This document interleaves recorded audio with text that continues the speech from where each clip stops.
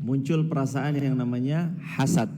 Hasad itu artinya dengki yang disebabkan karena nikmat yang orang lain terima tidak ada pada dirinya. Sekali lagi, hasad itu adalah sifat dengki atas nikmat yang orang lain terima karena nikmat itu tidak ada pada dirinya. Ini namanya hasad. Penyakit hasad tuh bahayanya bukan main ya hadirin. Bahayanya bukan main. Bahaya sekali. Karena kata Nabi SAW masuk ke yang pertama, ini di antara hal yang harus kita hindari. Nabi bersabda, "Iyyakum wal hasad." Jauhilah oleh kalian penyakit dengki. Fa innal hasada ya'kulul hasanat kama ta'kulun nara hataba au qalal ushba. Jauhilah oleh kalian penyakit dengki, karena sesungguhnya penyakit dengki itu tidaklah memakan amal soleh kalian kecuali seperti api yang memakan kayu bakar, habis nggak bersisa. Gara-gara penyakit hasad, dengki atas nikmat orang lain, kenapa kok nikmat itu nggak datang kepada diri saya? Penyakit yang bisa membuat amal soleh kita hancur porak-poranda, habis tidak tersisa. Itu dosanya namanya penyakit hasad. Karenanya makanya kenapa pagi ini penting banget jadi bahasan. Insya Allah di pagi ini yang jadi bahasan kita adalah bagaimana agar supaya Allah karuniakan buat kita karunia hati yang selamat, terbebas dari penyakit hasad. Tips-tipsnya apa aja sih? Poin yang pertama. Jadi setelah kita tahu kenapa kita nggak boleh hasad, karena bahayanya hasad itu menggugurkan pahala amal-amal kita. Nah, gimana cara tips triknya supaya kita nggak hasad? Poin yang pertama, hendaknya orang-orang tidak melihat kepada nikmat yang lebih tinggi dalam dunia, melainkan dia melihat kepada yang ada di bawahnya. Jadi poin yang pertama supaya kita nggak gampang hasad adalah dalam perkara dunia lihat ke bawah, nggak melihat kepada yang ada di atas. Mata ini tuh seperti punya sinyal atau isyarat jemaah. Dia kalau dapat nikmat akan mudah membandingkan dengan nikmat yang ada di atasnya. Itu sifat dasar mata tuh jemaah. Karena mata kita itu suka dengan visual yang indah.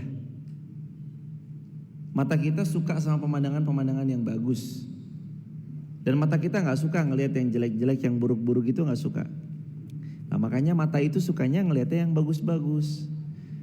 Kalau mata ini gak sengaja kita pandang ke bawah, nanti mata ini cenderung dongak ke atas, terusnya melihat ke atas. Atas motor yang dipunya ada motor yang lebih bagus. Atas mobil yang dipunya ada mobil yang lebih bagus. Atas handphone yang dimiliki ada handphone yang lebih bagus.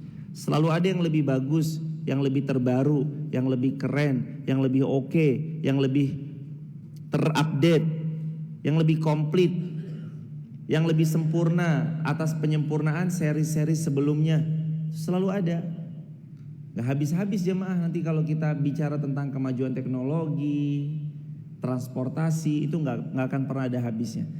Nah caranya kita supaya menghindari penyakit hasad, sering-seringlah melihat yang ada di bawah kita, jangan sering-sering melihat yang ada di atas kita.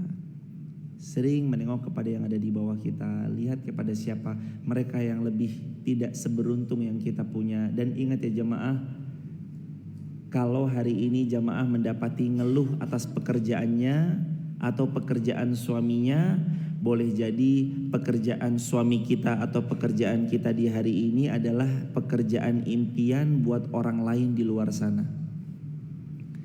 Motor yang hari ini kita keluhkan saat kita kendarai itu boleh jadi motor yang orang lain inginkan.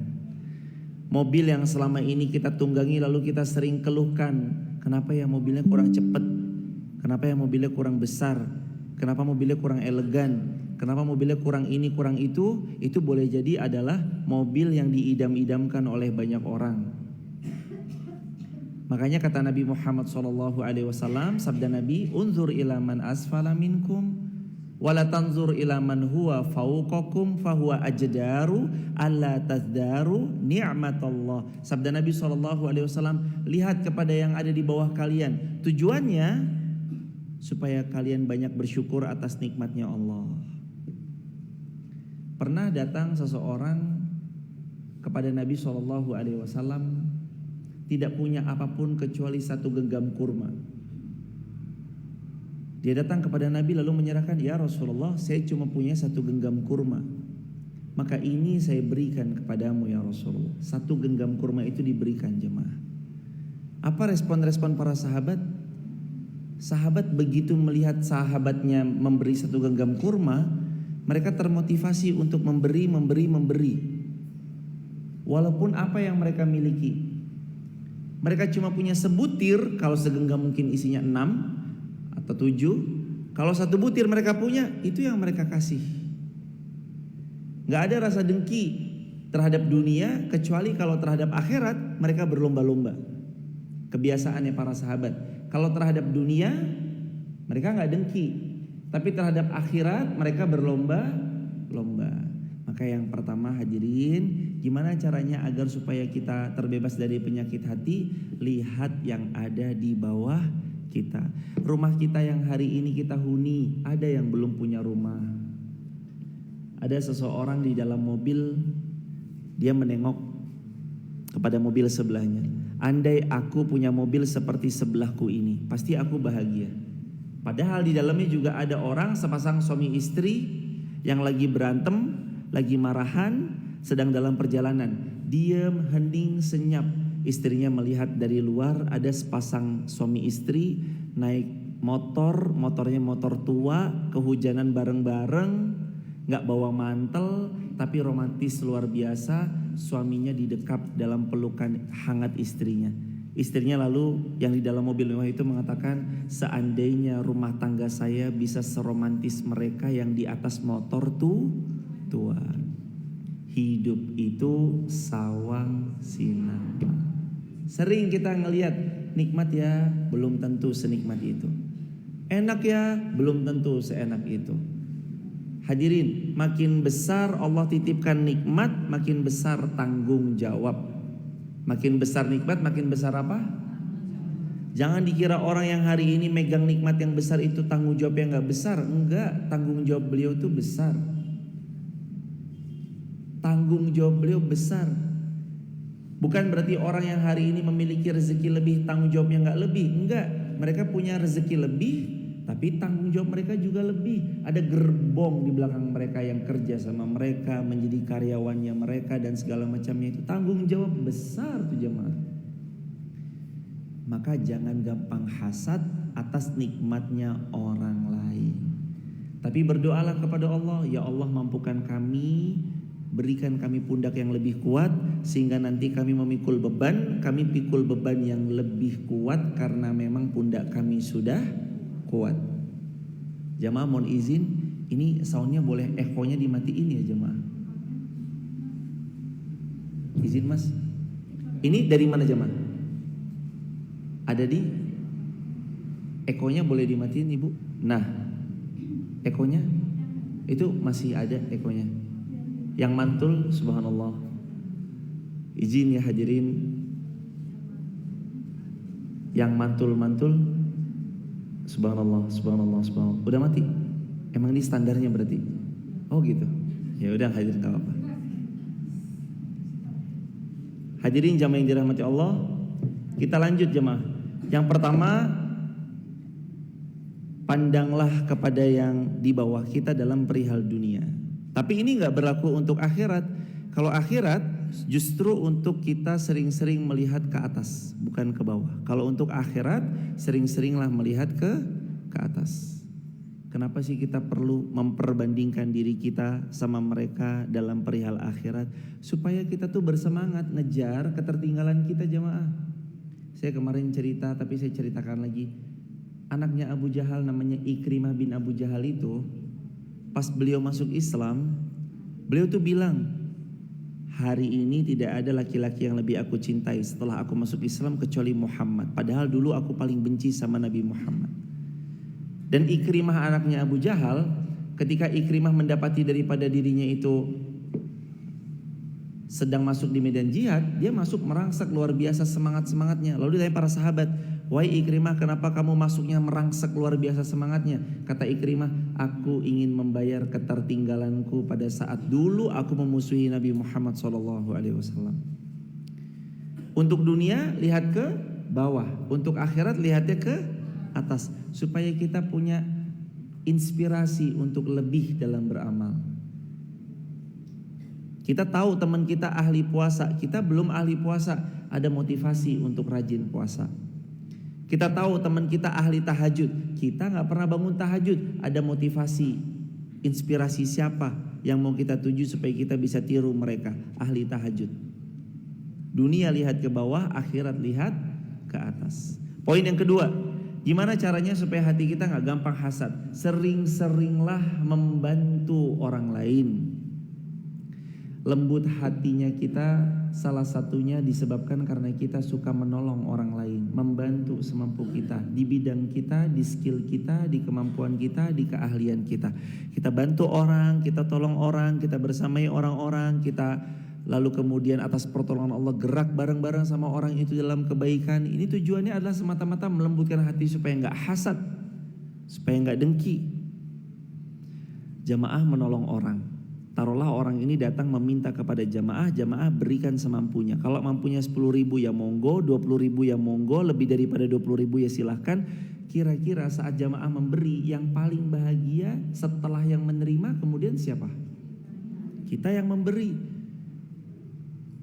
Ada dua kebahagiaan memberi. Satu, kebahagiaan saat dia memberi. Dua, kebahagiaan saat dia melihat senyuman dari orang yang dia beri. Memberi bahagia, bahagia. Tapi melihat secercah senyum dari orang yang kita beri, jauh lebih bahagia. Ternyata 50.000 yang dikasih membuat wajah beliau sumringah. Ternyata buat kita 10.000 itu sederhana, tapi tidak buat orang yang selama ini menunggu-nunggu kapan dagangannya laris. 10.000 buat mereka sangat berharga, dan itu senyuman buat mereka jemaah. Ada orang jualan di luar sana, kita beli 5.000 rupiah, untungnya 1.000, tapi itu menjaga marwah beliau untuk gak minta. Saya senang kalau besok, hari ini, dan besok dan seterusnya, kalau bisa setiap kali jamaah jajan, niatin sodakoh. Jajan apapun, mau lewat apapun platformnya, pokoknya setiap kali jajan niatin untuk sodakoh. Niatin, bismillah, pokoknya ini saya niat sedekah. Beli cimol, beli bakso, mie ayam, bismillah ya Allah saya sedekah jajan. Anak kita 2.000, beliau bisa jajan. Tapi orang yang dibeli itu loh jamaah, pelan-pelan mengumpulkan 2.000, itu bahagianya tiada tara jamaah. Dan hati ini lembut. Kalau hati ini sering-sering nolong orang, memberi, berbagi. Orang ini minta-minta, ya kita kan juga tahu ayat Islam, bahwa dalam Islam gak boleh meminta-minta. Maka orang ini supaya gak minta-minta, orang ini dagang, jualan, menjaga kehormatan diri beliau jemaah supaya gak minta-minta. Kalau pas kita ada rezeki, larisi dagangan saudara kita. Melarisi dagangan saudara kita itu bukan hanya sebab karena kita butuh sekedar barangnya. Memang kita alasan utamanya butuh, tapi kita melarisi dagangannya juga salah satunya adalah supaya marwah beliau terjaga dan tidak meminta. Lebih daripada itu, kalau pas qadarullah ma syafa'al, beliau tepat sekali butuh bayaran untuk anaknya, kita juga menolong beliau dalam melanjutkan pendidikan anak-anaknya. Bagus. Itu jamaah yang dirahmati Allah. Ini nomor berapa? Yang kedua, sering-seringlah membantu orang lain supaya hati kita hidup. Yang ketiga,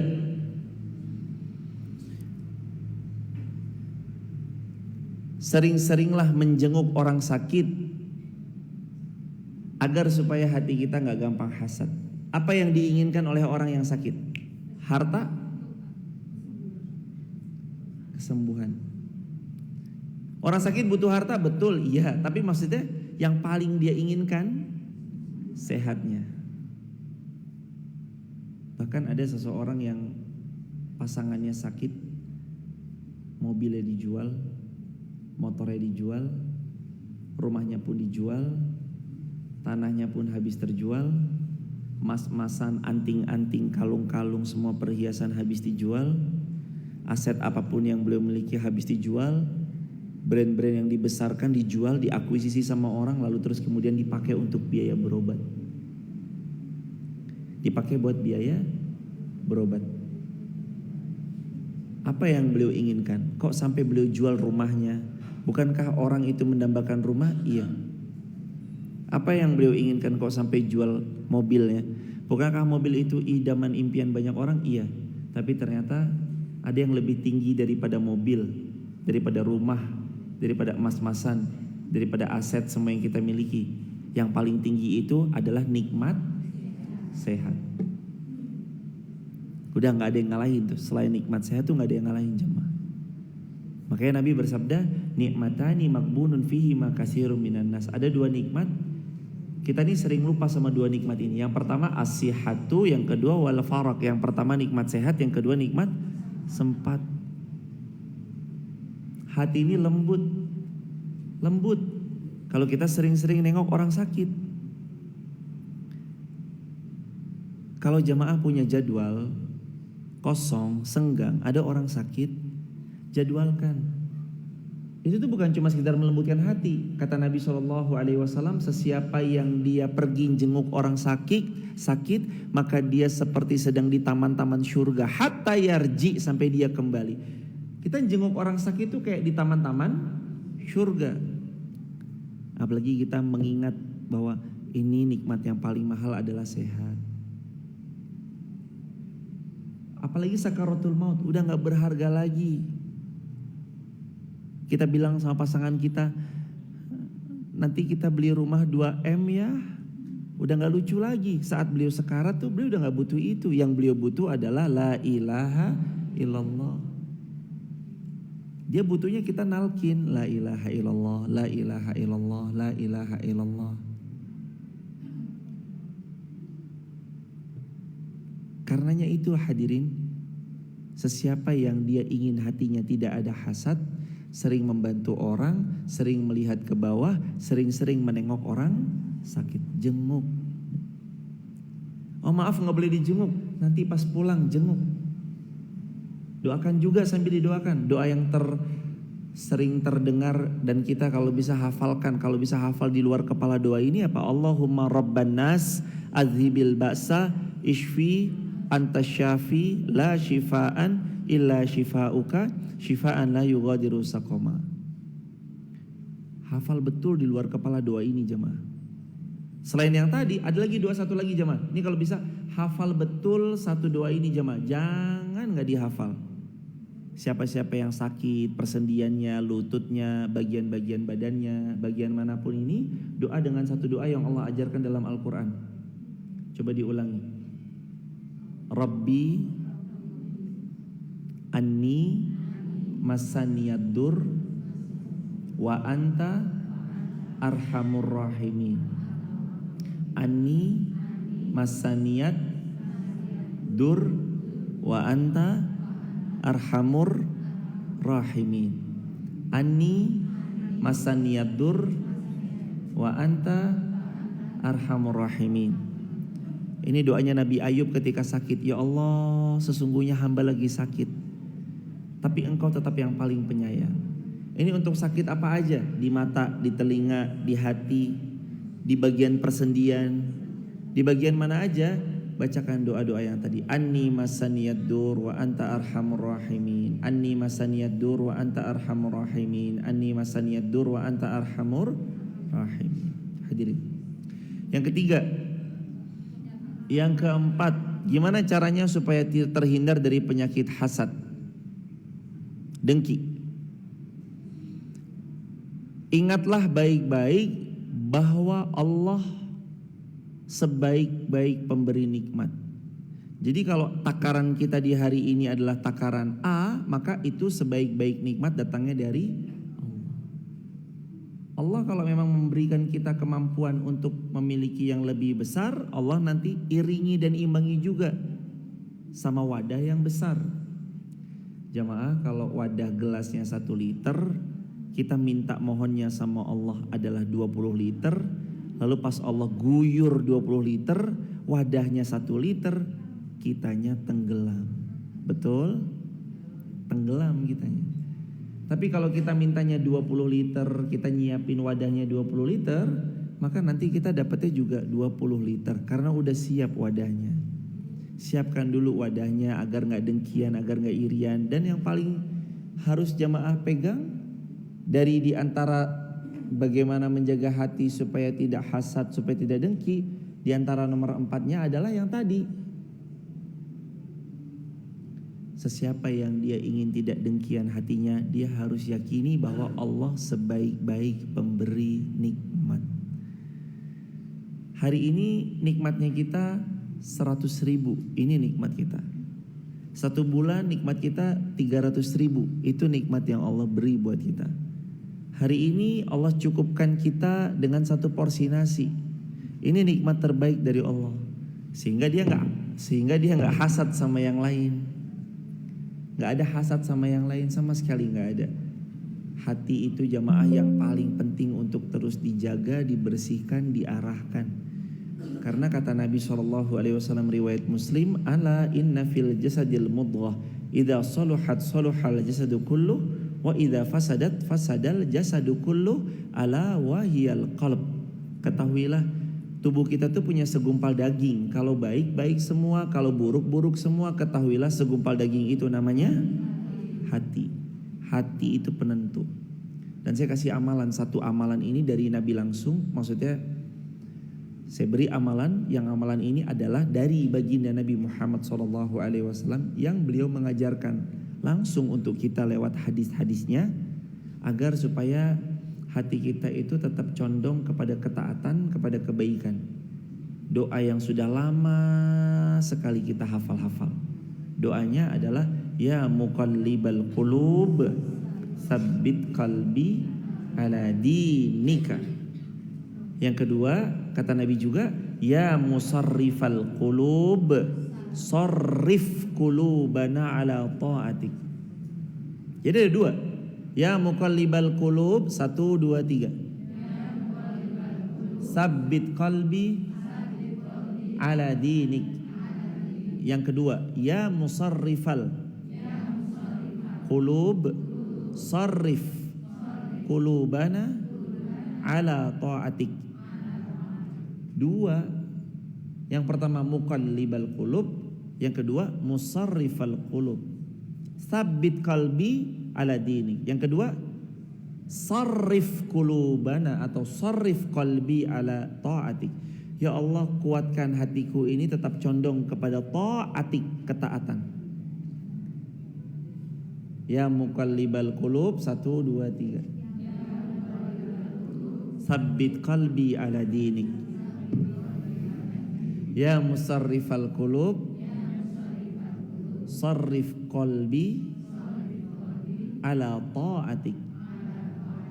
Hafalkan di luar kepala, amalkan, sebarluaskan, jadikan pegangan hidup dalam keseharian. Ini powerful sekali. Nabi itu setiap hari gak pernah lewat baca doa yang ya muqallibal qulub tuh gak pernah lewat. Banyak banget doa-doa yang Nabi amalkan tiap hari beliau tuh banyak sekali. Salah satunya adalah yang tadi. Itu yang membuat hati kita condong sama taat, condong sama kebaikan, condong sama kemaslahatan. Di sana hadirin. Begitu jamaah yang dirahmati Allah. Poin yang kelima, agar hati terhindar dari dengki, hendaknya setiap kita banyak bersyukurnya kepada Allah. Kalau tadi Allah yang paling tahu takaran berapa buat kita, kalau yang poin 5, supaya terhindar hati kita dari dengki, banyak-banyak bersyukur kepada Allah. Syukuri dulu apa yang dimiliki, jangan melihat apa yang belum dipunyai. Hari ini yang membuat kita sempit tuh bukan kurang luasnya rumah sewa yang kita sewa, atau kontrakan, atau rumah sendiri yang kita sedang huni. Yang membuat kita sempit bukan juga kurang luasnya tanah parkir, tapi Tapi yang membuat kita sempit itu kurang luasnya hati ini. Imam Ghazali pernah bilang, atau mohon maaf tidak terlintas siapa namanya, Imam Syafi'i pernah bilang, kata Imam Syafi'i, kalau kamu punya hati yang qanaah dan bersyukur, maka kamu dan raja-raja dunia sama. Apa bedanya? Gak ada. Karena kuncinya itu ada di hati yang bersyukur, ada di hati yang qanaah, sikap menerima atas rezeki yang Allah titipkan kepada kita. Itu namanya qanaah. Bersyukur, datangi nikmat lagi sama Allah.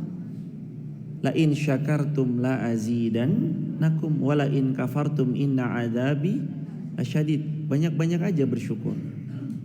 Karena syukurmu akan mengundang kebaikan yang semakin berlimpah. Makin bersyukur, makin banyak nikmat. Tapi makin kufur, dicabut satu persatu nikmat yang Allah titipkan karena kita kufur nikmat. Berapa jamaah ungkapkan rasa syukur, seberapa banyaknya ungkapan rasa syukur kita kepada Allah mempengaruhi seberapa besar nikmat nanti datang buat hidup kita. Makin besar syukurnya, makin besar nikmat Allah datang. Dan ternyata gak ada bedanya. Kata Imam Syafi'i, kalau kamu punya hati yang qanaah dan hati yang bersyukur, anta wa malikud dunya sawaun. Kamu dan raja-raja dunia sama. Kamu dan raja-raja dunia sama. Mereka makan, kamu makan. Mereka tidur, kamu tidur. Mereka punya pasangan, kamu punya pasangan. Mereka punya dikarunia anak-anak, kamu punya anak-anak. Asalkan bersyukur sama. Hadirin, saya bilang ya jamaah, dunia ini cuma casing. Dunia ini cuma kita tuh dan suami kita lagi di casingin sama Allah. Ada yang di sini suaminya berpangkat di pundaknya. Ada yang casing suaminya adalah direktur dari sebuah perusahaan atau instansi. Ada yang casing suaminya adalah pegawai. Ada yang casing suaminya adalah seorang pilot. Ada yang casing suaminya adalah dokter, atau dirinya mungkin seorang dokter. Ada yang casingnya adalah seorang ustadz. Ada yang casing. Saat nanti kita kembali ke Allah tuh casing itu semua terlepas. Yang kembali hatinya. Hati yang hasad atau hati yang lurus, ikhlas, qanaah, itu pilihannya masing-masing. Tapi kita di dunia lagi di casingin sama Allah jemaah. Yang ada di atas dipan ratusan juta belum tentu tidurnya lebih berkualitas dan lebih nyenyak daripada yang tidur di atas kardus. Dulu waktu belum serapi hari ini, kami melihat di Depok, di Jakarta ada banyak sekali orang yang tidur di pinggir jalan dengan bunyi klakson yang berbunyi setiap 8 detik sekali. Itu pasti bunyi klaksonnya, tintin. 8 detik sekali ntar bunyi lagi, tintin. Udah mah macet, berisik suara knalpot, berisik suara klakson. Ada seorang anak kecil kira-kira umur 7 tahunan, di sebelah beliau ada gerobak, dan beliau tidur di sebelah gerobaknya bersama sang kakak yang usianya terpaut gak jauh beda, mungkin 7 sama 11-12 tahunan. Dan beliau tidur berpelukan di bawah atau berlandaskan daripada kardus sebagai kasurnya. Tapi ternyata itu klakson bunyi mulu per 8 detik atau per sekian detik sekali, gak membuat dia bangun loh jemaah. Berarti tidurnya nyenyak, pules banget tuh, padahal bawahnya cuma kardus. Kita yang punya kasur yang katanya kasur ini impor dari luar negeri, yang katanya kasurnya harganya jutaan, yang katanya kasur ini membuat awet muda, yang katanya kasur ini menambah nyenyak dalam tidur, membangun kualitas tidur lebih hype, lebih ini, lebih itu. Belum tentu punya kualitas tidur senyenyak beliau yang di atas kardus. Jamaah hari ini di atas mobil yang jamaah tunggangi. Tadi saya lihat ada yang naik hijet beberapa. Semoga ibu semuanya apapun yang dimiliki diberkahi Allah. Ada yang naik hijet tadi saya lihat. Ada juga yang naik kendaraan pribadi. Apakah terus kemudian yang naik hijet tidak lebih bahagia daripada yang naik kendaraan pribadi? Boleh jadi di atas kendaraan pribadi sambil nangis tuh. Berapa banyak box tisu tuh yang dihabiskan di atas mobil tuh. Bismillah ya Allah, saya tak ngaji aja lah. Tapi bagus galaunya dibawa ke pengajian daripada galaunya ke hal yang enggak. Artinya naik hijat belum tentu tidak lebih bahagia daripada naik kendaraan pribadi. Malah boleh jadi yang naik hijat lebih bahagia. Yang naik mobil sendiri mah nyetir sendiri, cari parkir sendiri. Mana pas penuh terus parkirnya jauh. Yang naik hijat tinggal gini, Pak kiri, udah mah ada supirnya, AC-nya angin cendela, ditambah lagi kalau mau berhenti pas depan masjidnya. Pak kiri, Polres ya, iya persis. Udah kayak disupirin aja tuh jemaah. Kalau orang punya supir kan turunnya di pinggir atau di lobi utamanya turun. Supirnya nyari parkir. Ini mah makanya hadirin, hidup tentang casing. Kita lagi dikasih casing apa sama Allah, maka jangan lupa bersyukur kepada Allah. Bersyukur itu tuh puncak kenikmatan. Jamaah mbok punya rumah sebanyak apapun, tapi kalau nggak bersyukur ngeluh tok isinya. Mobil yang jamaah keluhkan itu mobil yang diinginkan banyak orang, tapi dikit-dikit ngeluh. Ini mobilnya kenapa ya boros banget ya? Ini mobilnya kenapa sih? Kenapa kok? Ini kenapa nih mobilnya kayak kurang suspensi kurang empuk nih? Akhirnya dia nggak pernah bersyukur.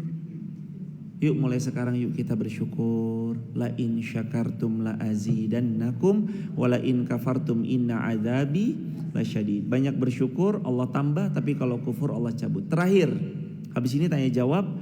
Buat hadirin yang mau bertanya silakan bertanya. Gimana caranya supaya kita nggak dengkian? Ini cara yang paling ampuh.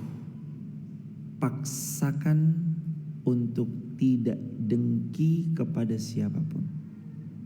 Super ampuh. Paksakan untuk gak dengki sama siapapun. Kalau melihat ada orang yang lebih sukses, akui lalu ucapkan alhamdulillah.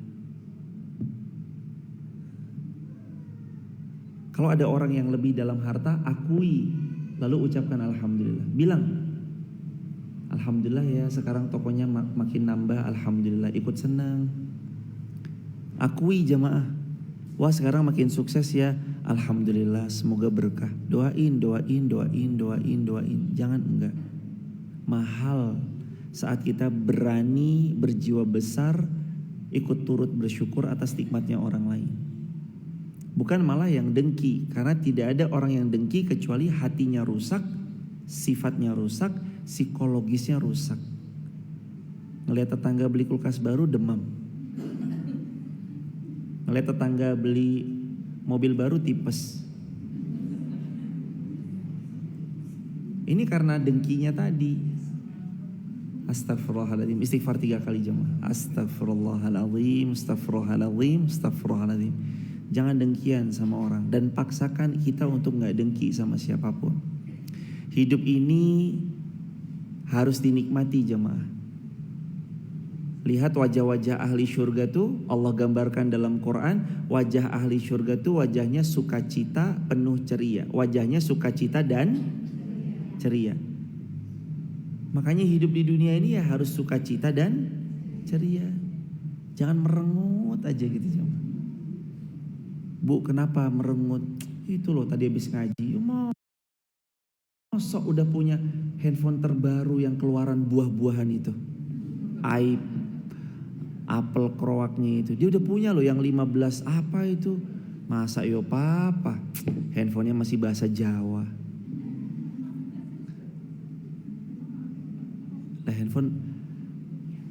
Lah memangnya kenapa hadirin terus kemudian kalau handphone kita masih berbahasa Jawa?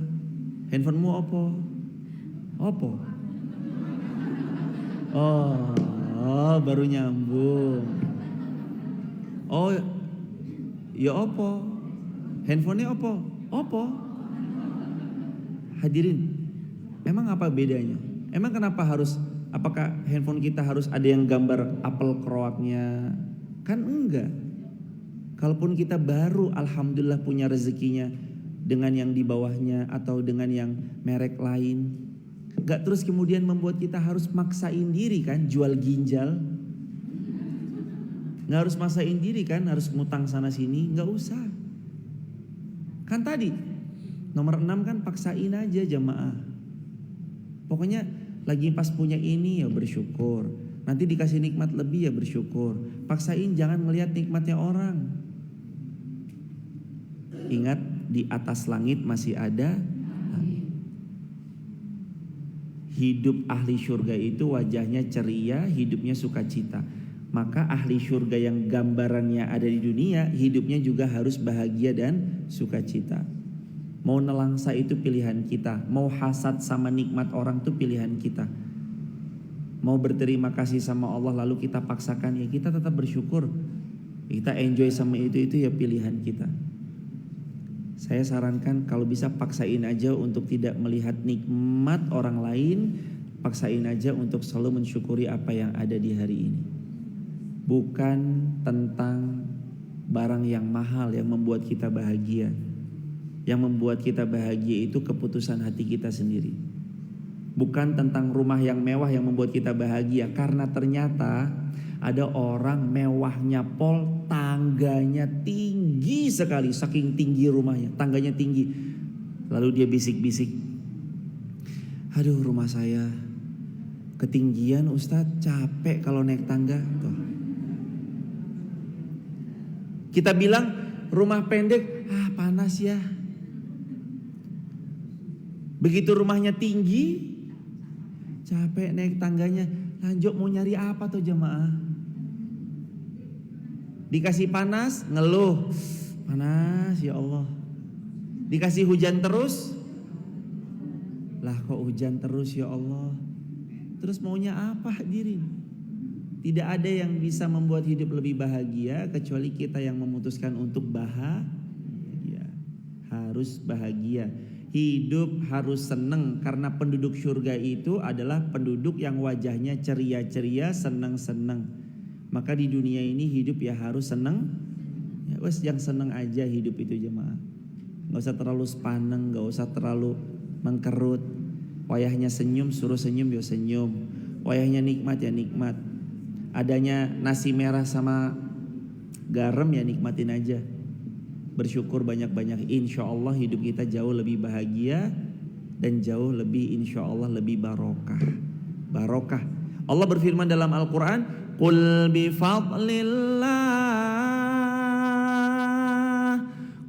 bifadlillahi wa birahmatihi fabidzalika falyafrahu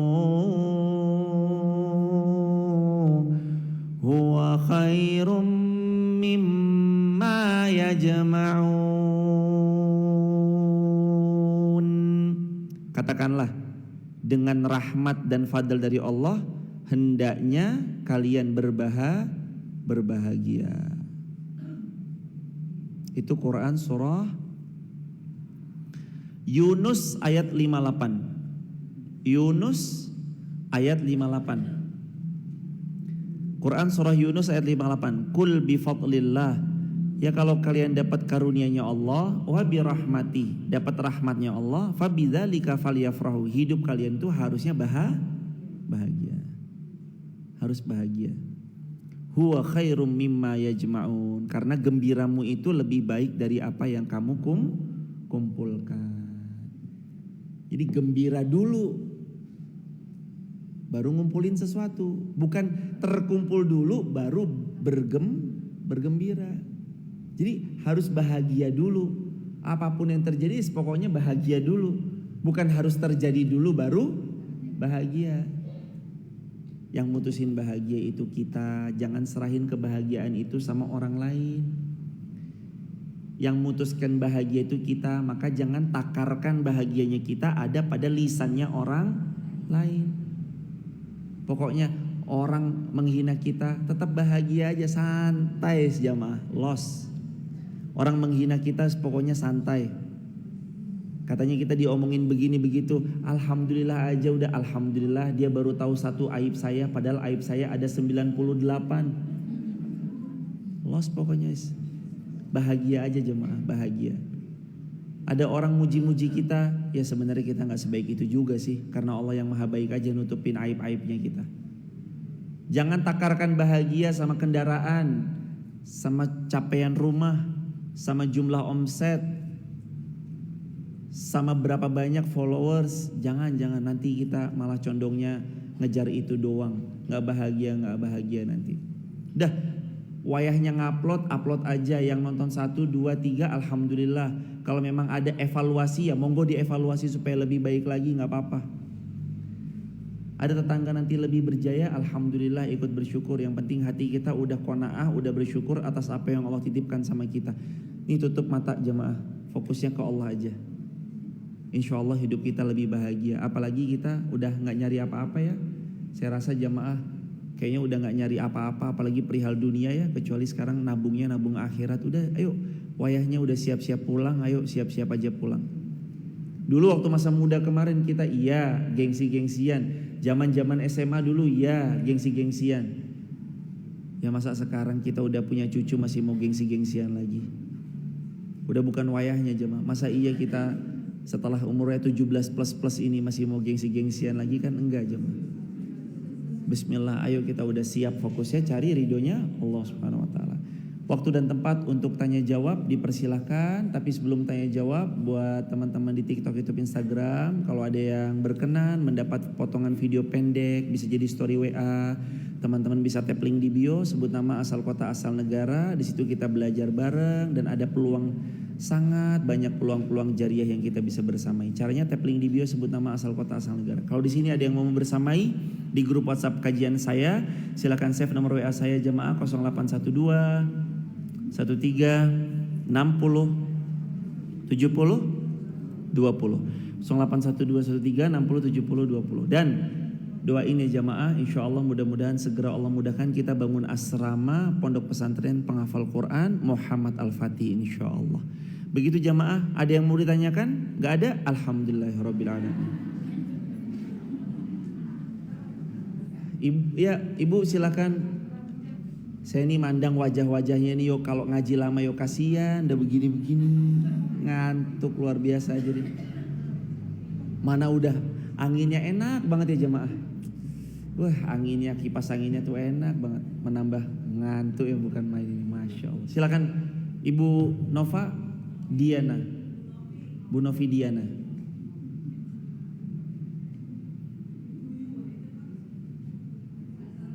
Ada mikrofonnya Ibu? Nyalakan boleh, maaf Ibu, biar yang lain dengar. Waalaikumsalam.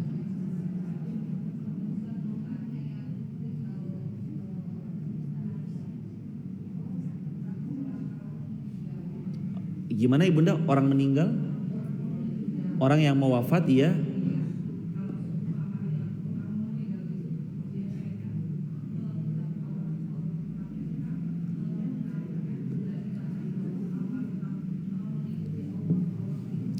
Orang yang mau Ibu Novidiana semoga dimuliakan Allah sekeluarga besar dan seluruh jamaah online, offline di Masjid Polres Bayangkara semoga dimuliakan Allah selalu, amin ya rabbal alamin. Bagaimana kalau orang mau meninggal, Allah yang beliau sebutkan nama Allah Subhanahu wa taala, itu bagus jamaah. Nabi SAW bersabda, lakinu mautakum la ilaha illallah. Talkinkan salah seorang di antara kalian yang jelang-jelang wafat dengan kalimat la ilaha illallah. Kalau memang beliau mampu, alhamdulillah. Tapi kalaupun beliau belum mampu, mampunya baru Allah, bismillah, insya Allah itu juga bagian dari maksud beliau la ilaha illallah. Tapi orang lagi nafza sakaratul maut itu beratnya bukan main. Makanya bisa melafatkan nama Allah aja udah satu hal yang istimewanya luar biasa. Semoga insya Allah besok kita semua wafatnya husnul khatimah, wafatnya nggak nyusahin siapapun, wafatnya dalam keadaan terbaik, di kota terbaik di Mekah Madinah, di pemakaman terbaik, pemakaman baki atau pemakaman ma'la insya Allah. Begitu ya Ibu, jadi jawabannya boleh. Barakallahu fikum. Dan di belakang Ibu silahkan. Tadi siapa yang boleh angkat tangan? Silakan hadirin.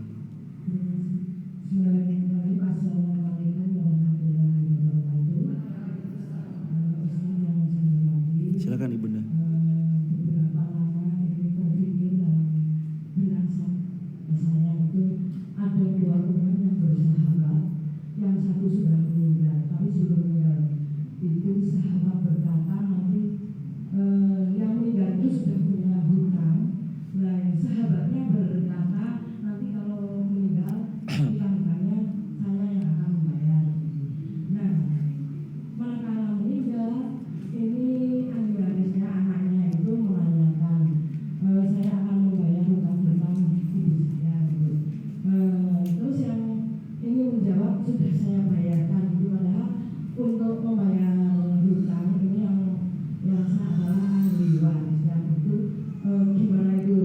Ibu, semoga ibu dimuliakan Allah sekeluarga besar dan seluruh kaum muslimin dirahmati dimuliakan Allah Subhanahu wa taala.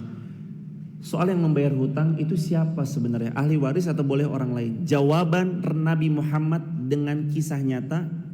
Ketika Nabi mendapati ada seorang sahabat mau disolati, Nabi nanya dulu, orang ini punya hutang nggak? Ya Rasulullah, dia punya hutang ya Rasulullah sekian. Nabi mengatakan, saya nggak mau nyolatin.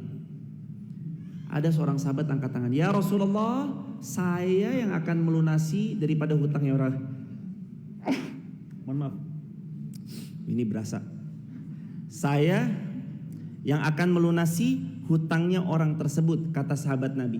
Lalu setelah dilunasi, Nabi pun mensolati orang tersebut. Ini dalil landasan bahwa boleh yang melunasi hutang orang yang wafat bukan ahli waris saja, tapi terbuka bagi siapapun yang mau melunasi.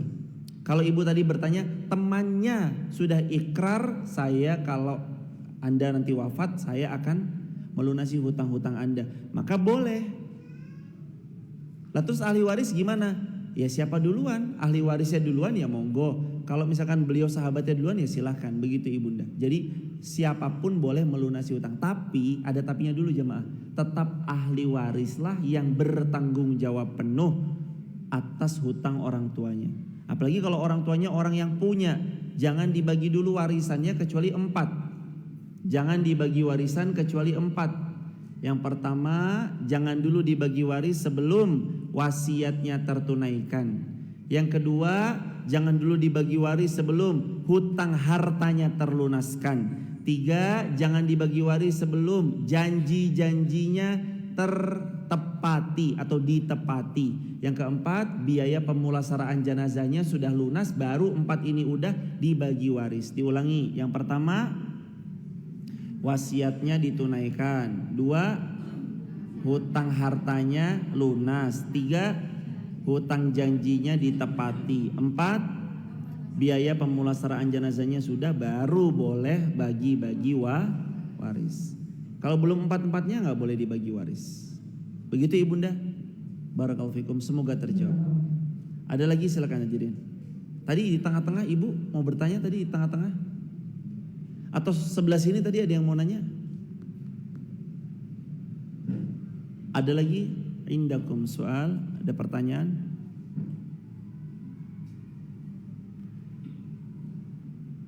Sudah ngantuk sekali ini kayaknya ibu. Udah gak konsen ini, udah ngantuk sekali, luar biasa. Ada soal? Alhamdulillah. Kalau gak ada pertanyaan lagi, hadirin, mumpung sekaligus izin saya bagi-bagi spill tentang orang yang wafat ya jemaah. Di antara ciri husnul khatimah orang yang wafat adalah keningnya berkeringat. Ada seorang sahabat Nabi menyambangi sahabatnya, ternyata lagi sakaratul maut, lalu terus kemudian beliau bertakbir, Allahu Akbar. Ditanya, kenapa kok kamu bertakbir? Iya, karena dulu saya mendengar Rasul bersabda, sesiapa yang jelang wafatnya dahinya berkeringat, insya Allah itu tandanya husnul khatimah.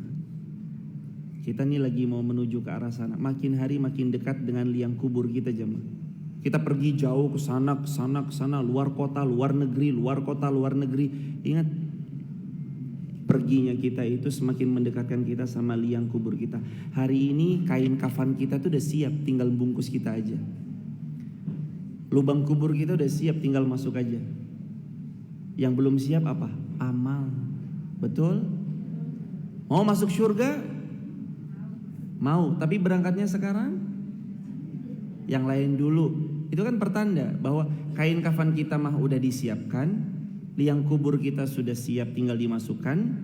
Cuman yang belum siap amal. Yuk, masih kurang banyak jamaah. Kurang banyak amal kita. Kurang banyak sedekah kita, kurang banyak sholat-sholat sunnah kita. Yang wajib alhamdulillah, yang sunnah kurang banyak. Kurang banyak berjuangnya kita untuk agama Allah. Tanyain diri kita sesekali aja jamaah. Gak usah sering-sering, tapi lebih sering lebih bagus. Tapi sesekali nanya sama diri kita, sebenarnya kita udah berkorban apa ya untuk agama Allah? Ayo berkorban jamaah. Para sahabat Nabi itu berjuang. Mereka apapun yang mereka bisa ya ikut andil. Bisanya di bidang kesehatan monggo, di bidang harta monggo, di bidang kebaikan yang lain silakan. Yang penting kita sama-sama berjuang untuk agama Allah. Semangat terus ya jemaah, saling doain ya jemaah. Mudah-mudahan besok kita wafatnya di Mekah Madinah, wafatnya dalam keadaan husnul khatimah, atau wafat dalam keadaan mati syahid insyaallah. Bagi insyaallah juga besok tanggal 12 Oktober sampai 21 kami akan dan tim berangkat umrah dengan pertolongan Allah. Kalau ada di antara sahabat bicara tentang orang yang sudah wafat, ada yang mau badalkan umrah. Membadalkan itu artinya menitipkan orang lain yang sedang berumrah untuk berumrah tapi atas namanya, atas nama orang tua kita atau pasangan kita yang sudah wafat. Sehingga pahala terbaik diantaranya adalah badalkan haji, badalkan umrah untuk orang yang sudah wafat.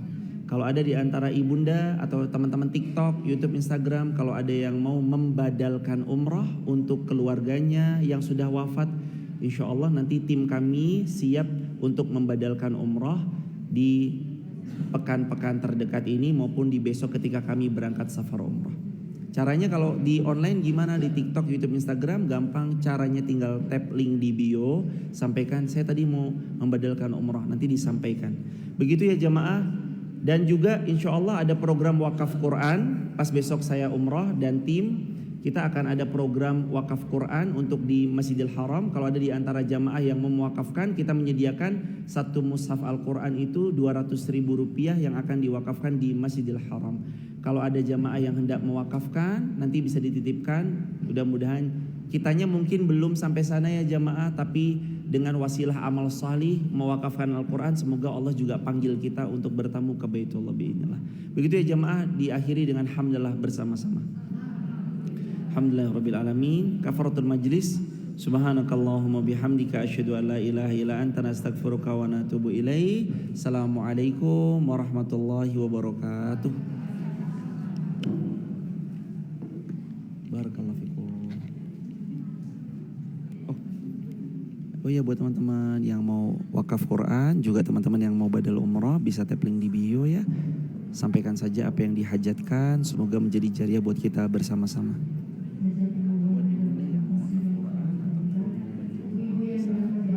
Tap link di bio ya, sebut apa yang dihajatkan. Barakallahu fikum.